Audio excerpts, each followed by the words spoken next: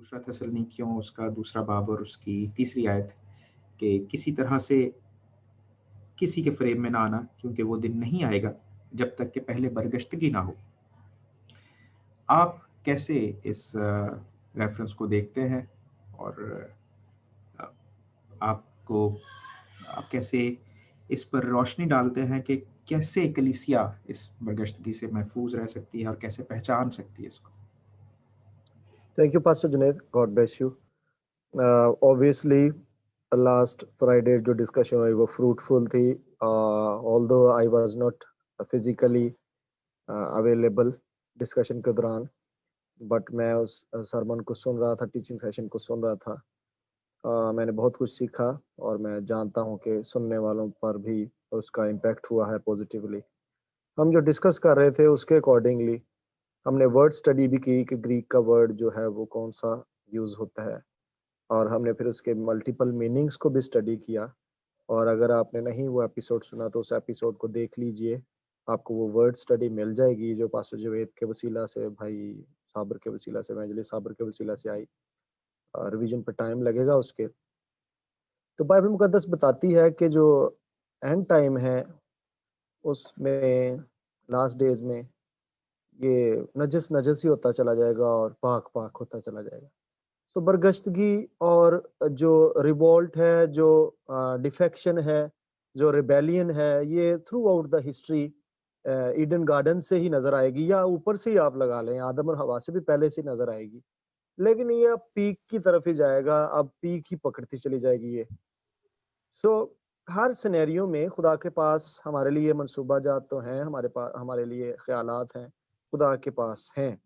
लेकिन हम ये नहीं है कि हम ऑब्वियसली कि हम जनाब वो चख के ही आए मजा, तो फिर ही हम कहेंगे वाकई भी खुदा. तो खुदा की मोहब्बत से हम, अगर हम बचाए गए हैं तो हम उसमें सरवाइव करें, हम उसमें बने रहें, हम बहुत सा फल लाएं. ये जरूर मद्देनजर रखना चाहिए. और हम सबों को as a Christian, as a believers, ईमानदार होते हुए, खुदा के बेटे बेटियां होते हुए उसी की मोहब्बत में कायम रहना है. और एंड तक लिखा है इब्रानी खात में 3 बाब में, अगर आप पढ़ें लास्ट कुछ वर्सेस को, तो वहां लिखा हुआ कि आखिर तक जो मसीह में जो बना रहेगा वो ही है, वो आराम में दाखिल होने का वादा जो है उसके लिए बना रहेगा. तो मेरे नजदीक भी वही है. लेकिन मेरे नजदीक थोड़ा सा पॉइंट ऑफ व्यू थोड़ा सा चेंज है कि ये पीक है. फिर ये जो अपोस्टेसी की टर्म है ये पीक है. कह लें कि अगर आपकी लाइफ के अंदर कहीं ना कहीं रिबेलियस का सीड मौजूद है, अगर आपने इसे अपरूट ना किया या इसे ना पकड़ा टाइम पर, तो ये फिर जो दरख्त बनता है, जो फल लाएगा, वो अपोस्टेसी का होगा.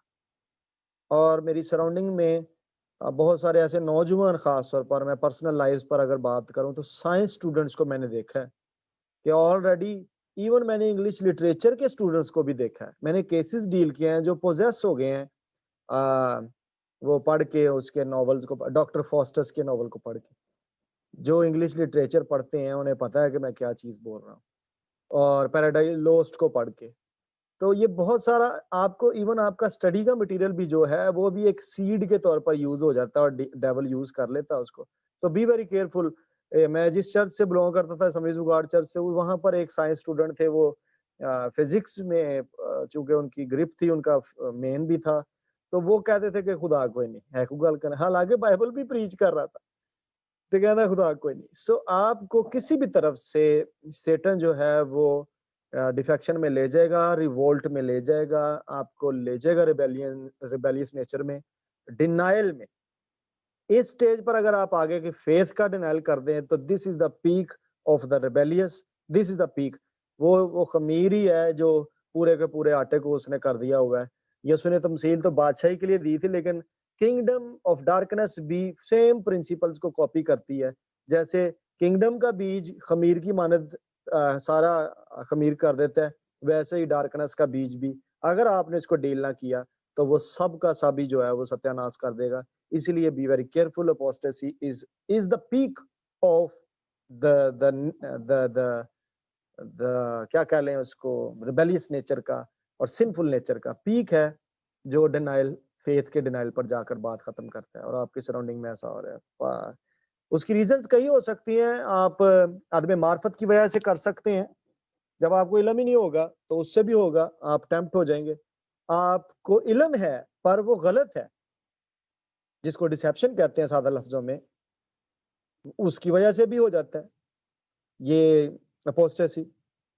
पॉल ने, जॉन ने, यहूदा ने अपने खतों के अंदर इनको कहा, और फिर परसिक्यूशन की वजह से भी हो जाता है, जिसका क्राइस्ट ने भी जिक्र किया, पीटर ने भी जिक्र किया अपने खतों के अंदर, और इवन जॉन अपने आखिरी बुक में मुकाशा की किताब में भी जिक्र करते हैं। सो बहुत सारी रीजंस की वजह से अपोस्टेसी का हम रिजल्ट देख सकते हैं किसी की लाइफ के अंदर, किसी के घराने के अंदर, किसी के चर्च के अंदर, कलीसिया के अंदर। तो उन वजूहात में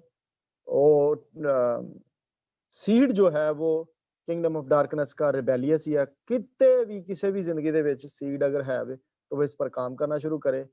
आप बैठे किसी अच्छे मुस्तनद खादम के पास, रूल कुदस से ममूर बंदे के पास, अगर आपको कलाम की कोई बात समझ नहीं आ रही तो वो सीख लें इससे पहले कि इब्लीस आपको खुदा के खिलाफ तैयार कर दे और आप इनकार ही कर जाए ईमान का। पॉल कहते हैं कि तुम में से ऐसा कोई बुरा ना हो जो ईमान ही का मुनकर हो। तो ईमान का मुनकर ना हो, वो बहुत ही एक ऐसी लास्ट स्टेज है। हाँ, जीसस क्राइस्ट की क्रॉस जो है उसका निजात का काम आपको आराम में दाखिल कर देगा अगर आप ईमान में वापस आ जाते हैं। लेकिन क्यों ऐसा क्यों करें? तो आप पहले ही खुदा से इनकाउंटर कर ले। मैं एक छोटी सी मिसाल देकर बाद में क्लोज करता हूँ अपनी टॉक को। मैं एक ऐसे पिछले साल मैंने एक केस को डील नहीं कर पाया, मैंने रिक्वेस्ट की थी कि मुझसे फेलोशिप करवा दी जाए। एक एवेंजलिस्ट की जिसने ना सिर्फ अपने घर के अपनी निजात का बायस बनी, वो यीशु मसीह के फजल से पूरे घराने को बचाया, उसने पूरी गली और मोहल्ले में निजात का बायस बन के उसने डिनाइल किया फेथ का, और वो अब मसीह में नहीं है। तो सीड ही एक थोड़ा सा डला था उसके अंदर, और उसके बाद उसको अटेंड नहीं किया गया। जिस पास्टर ने उसको एड्रेस किया उसने अच्छा एड्रेस नहीं किया उसको, और उसका क्वेश्चन ये था कि यीशु मसीह अगर वाकई जिंदा है तो वो मुझे मिले। तो मैंने उनको रिक्वेस्ट की थी कि इनको मेरे साथ सिटिंग करवाएं, लेकिन वो नहीं हो पाई, जिसकी वजह से वो लॉस्ट हो गई, बिल्कुल ही जाता रहा वो फेज से बंदा। तो ऐसा मुमकिन है कि आपको जो स्टडी आप कर रहे हैं वो आपको निकाल दे ट्रैक से, अगर आप कोई रॉन्ग स्टडी कर रहे हैं वो आपको निकाल दे, या आपको कोई फेलोशिप निकाल दे, या आपकी अपनी बॉडीली डिजायर्स जो आपको अभी सराउंडिंग में दुनिया में नजर आ रही हैं कि लोग जिस्मानी ख्वाहिश के ताबे होके भी परसिक्यूशन कोई भी नहीं हो रही, उसके बगैर ही अपोस्टेसी का शिकार हो गए। तो ऐसा मुमकिन है, आप टेम्प्ट हो सकते हैं, आप डिसीव हो सकते हैं, आप परसिक्यूट हो सकते हैं। खुदावंद आपको बरकत दे। जी, बहुत शुक्रिया पास्टर नवीद साहब। जैसे आपने कहा कि गुनाह से आगाज़ हो जाता है।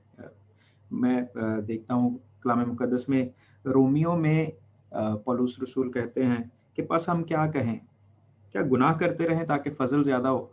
कुछ लोग गुनाह को कॉम्प्रोमाइज कर लेते हैं, एक चीज को अपनी जिंदगी में रखते हैं, वो एक गुनाह दूसरे गुनाह को साथ लेके आता है, और फिर गुनाह से बात आगे बढ़ती है, गुनाह बढ़ते जाते हैं, और आखिर में बरगश्तगी या इर्तिदाद तक बात चली जाती है कि पास्टर वो जुनैद, ईमान की सॉरी आपकी बहुत बात कटेगी, आई एम सॉरी।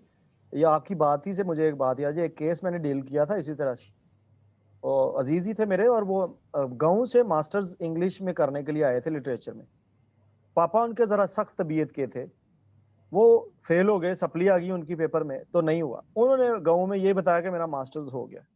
तो ये एक फाउंडेशन थी जो लाए की उन्होंने डाली, झूठ की डाली, और उसके बाद वो पोजेस हो गए, और जब वो उनमें से स्पिरिट्स बोली मैनिफेस्ट हो गए, तो उन्होंने बोला कि ये अब पहाड़ है, इतने सालों में बड़े झूठ बोले गए, एक झूठ बोलकर उसके ऊपर झूठ बोलकर उसके पहाड़ है अब इसकी जिंदगी के आगे जो झूठ का है। तो आप जो कह रहे थे, मैं वो बात मुझे याद आ गई कि वाकई में अगर आप इस सिन को एक दफा कन्फेस करके रिपेंट नहीं करते, आप एक पहाड़ बना बैठेंगे, और फिर आपके लिए वे बैक मुश्किल हो जाता है, और डीमंस उसको यूटिलाइज करेंगे, प्रॉपर करेंगे। जी प्लीज।